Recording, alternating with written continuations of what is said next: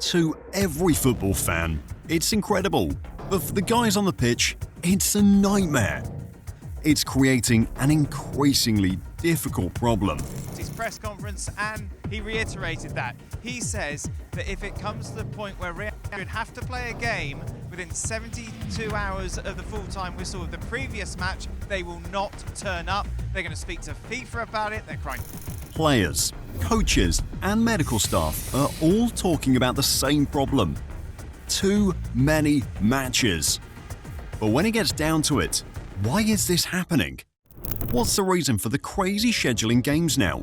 And should players really be complaining about the schedule when on the flip side, they've got a crazy incentive around it too? It's a very dicey conversation, and Real Madrid a few weeks back was the latest in line.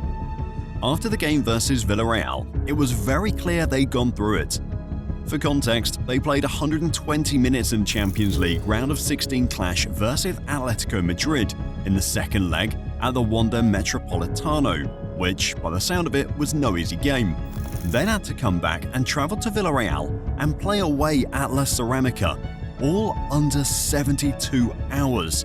And right after the final whistle, Carlo Ancelotti was pissed. Today was the last game we played with only 72 hours of rest. Never again will Real Madrid play a match with less than 72 hours of rest. Honestly, when you've got a manager coming out and speaking like this, it's clear he's got his back to the wall and is making a final stand. According to Ancelotti now, Real Madrid will not play a game in less than 72 hours again. But here's where it gets tricky again, because according to the rules, they're not even supposed to. See guys, FIFA recommends a minimum of 72 hours of rest between matches, and the reason for this is to protect players' health. But then again, the timings are set by the competition organisers, and so in the end, it's down to local league authorities to figure out which timings work best. It's still crazy regardless. I mean, this probably gets fixed before this video gets released, but even with that, with all that's going on and currently surrounding the league, the fact that La Liga's even attempting to put this out as a fixture schedule, 24 hours for Osasuna to face Barcelona and Athletic Club, both away games, it's got to be a joke, because if it isn't, it's criminal. You see guys, in the Real Madrid case, it just throws everything into a bigger picture now. And that's where the rest of European football's elite come in. Because the reality is, this is a situation that's been going on for a long time. Next year I have to check the things with the coach. Of course, I cannot play 60-something games every year. I cannot. This was at the start of the season. Man City and the current Ballon d'Or holder Rodri got quizzed about playing a staggering 6,100 minutes, over 60 games in the previous 2023-24 season, and his answer was simple. It's crazy. I cannot play 60-something games every season. I cannot. He was right too, because as of recording this, Rodri has only played 3 matches in the current 2024-25 season. He missed the first 2 league games of the season for City with a hamstring injury, played a game in the league and the Champions League, and against Arsenal, just his 3rd game in all competitions early on. His season was done. An ACL injury he's out at the moment, still recovering from. I mean, you could look at this and interpret it as an injury in-game, but in the context of this video, that's something that was bound to happen at some point as the season progressed. It's not just him too.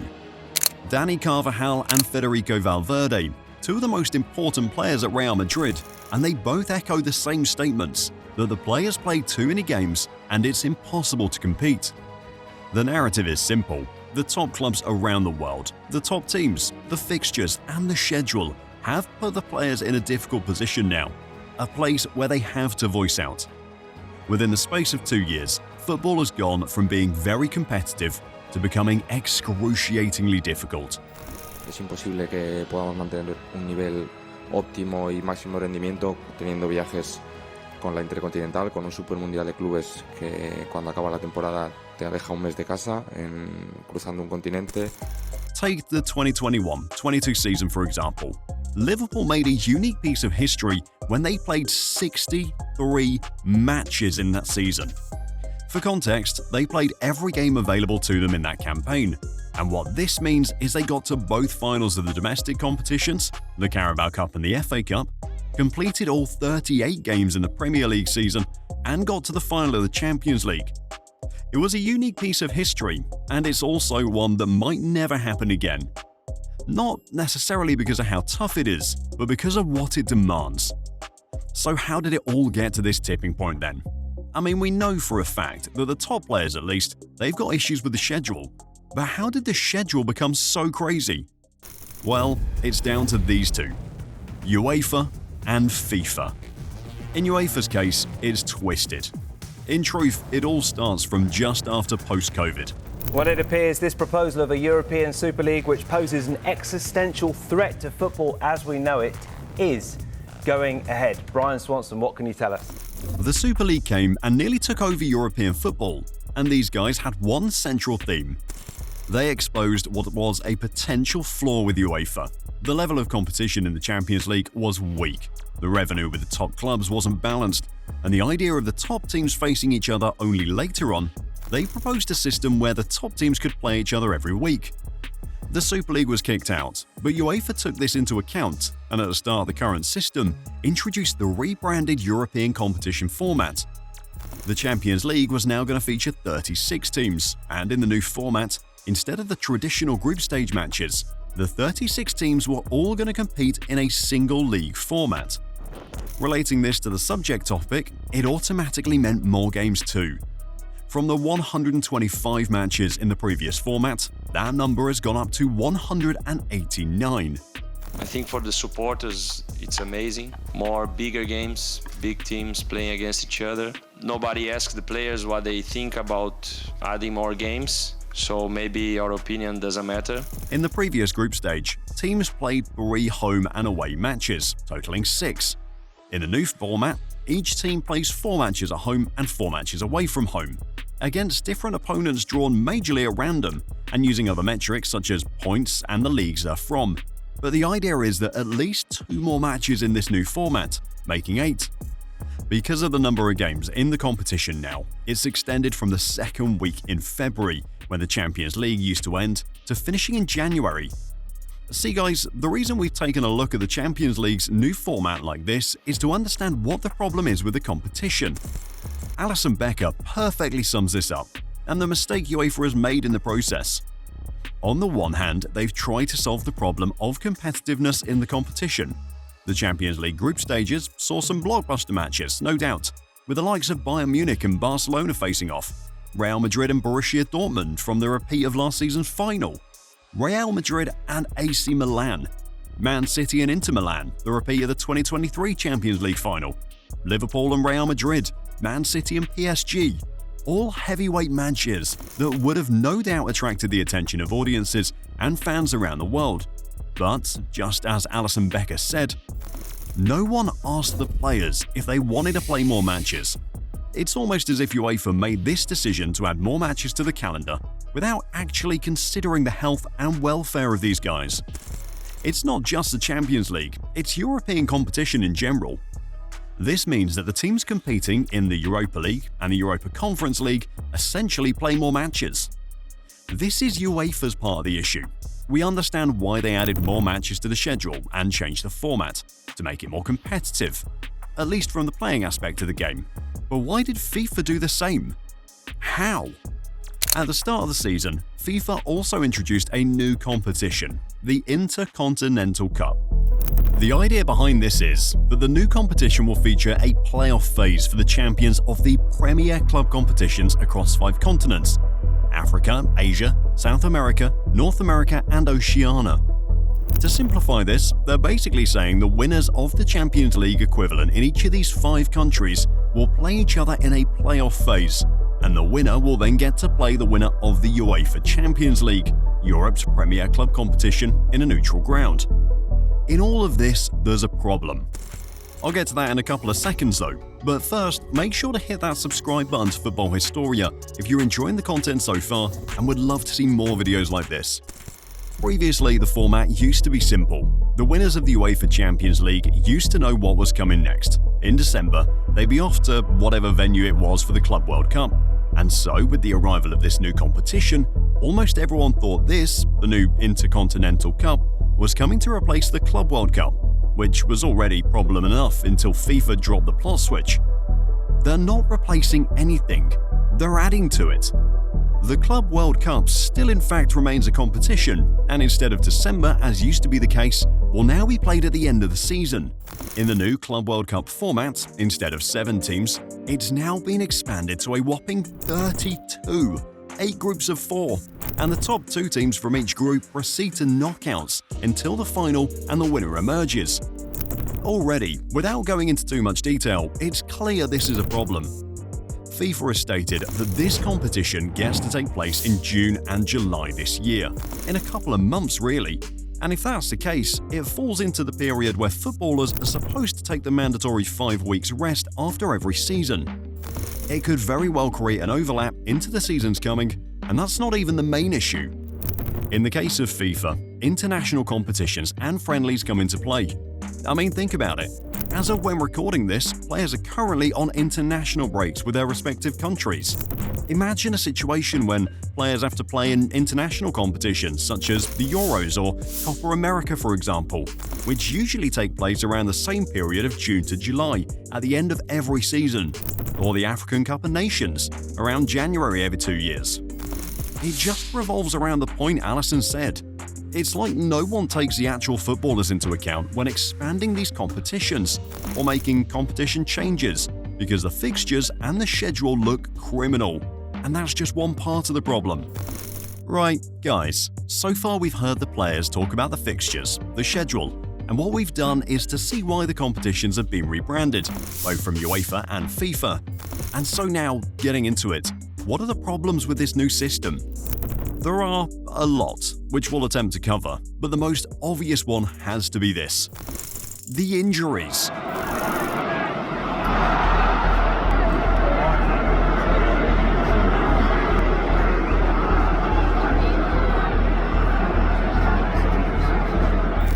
Unfortunately, the Premier League is on course to break an unwanted record this season. So far, the competition has recorded 10 ACL injuries this season, and counting, with the current number standing at 12. Between now and the end of the season, there's a sad growing reality that that number could be broken. For any footballer, an ACL injury is the worst case scenario possible, but the truth is, with the current fixture schedule, it's growing. It's not just the Premier League, it's happening in La Liga too. We've already seen it at Barcelona with the likes of Marc Bernal and Marc-Andre ter Stegen. At Real Madrid, Dani Carvajal, Eder Militao, who in the Brazilians' case has been very unfortunate to suffer 2 ACL injuries in the last 3 years. At Villarreal with Ilias Akamash, in Serie A and Juventus with Gleison Bremer and Juan Cabral. The point is, ACL injuries, which used to be rare occurrences in the past, have become almost as common as hamstring injuries in the top leagues now. With ACL injuries, we're even taking this metric too far, because if we attempt to reduce this to just regular injuries, the type to be expected in a domestic season, you'd realize that the fixture schedule has done even more damage than most people realize. Let's take Kevin De Bruyne for example. In Man City's all-or-nothing docu-series, De Bruyne's hamstring was compared to a wet paper towel, and the assessment was simple. He'd played so many competitive games over the years that it had gotten to that level, and at that point the only option was surgery, which ruled him out for an extended period. De Bruyne is just one of several examples. Arsenal's Bukayo Saka hasn't played since December as of recording this, and that's because he's been ruled out after having surgery on a hamstring injury. The list is endless. Players struggling from recurring injuries because they're having to accelerate recovery times just to make it back for specific games, only to end up worsening injury situations. The problem is the schedule. It's not the training, it's not the physio, it's not the doctors, it's not the players, it's not how they food, it's not how they rest. It's just one problem, it's the schedule. Honestly, it's not that hard to understand Pep Guardiola's point, and he's not wrong.